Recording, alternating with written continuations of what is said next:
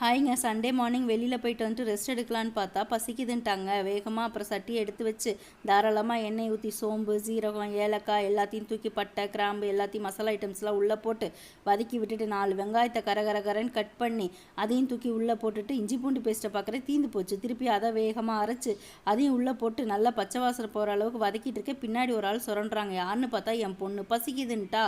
அப்புறம் வேகமாக 4 தக்காளி எடுத்து அதையும் கரகரன்னு கட் பண்ணி அதையும் உள்ளே போட்டு உப்பு போட்டு நல்லா வதக்குறேன். அப்போ தானே சீக்கிரம் வதங்கும். அப்புறம் மசாலா ஐட்டம்ஸ் எடுத்து வச்சாங்க. சிக்கன் மசாலா, மிளகாத்தூள், மல்லித்தூள், மஞ்சத்தூள், கரம் மசாலா எல்லாத்தையும் ஒன்றா எடுத்து உள்ளே போட்டுட்டு நல்லா பச்சை வாசனை போகிற அளவுக்கு அந்த எண்ணெய் பிரிஞ்சு வர அளவுக்கு நல்லா வதக்குனாங்க. இது எல்லா மசாலாவுமே வீட்டில் அரைச்சது தாங்க. எதுவுமே நான் கடையில் வாங்கலை.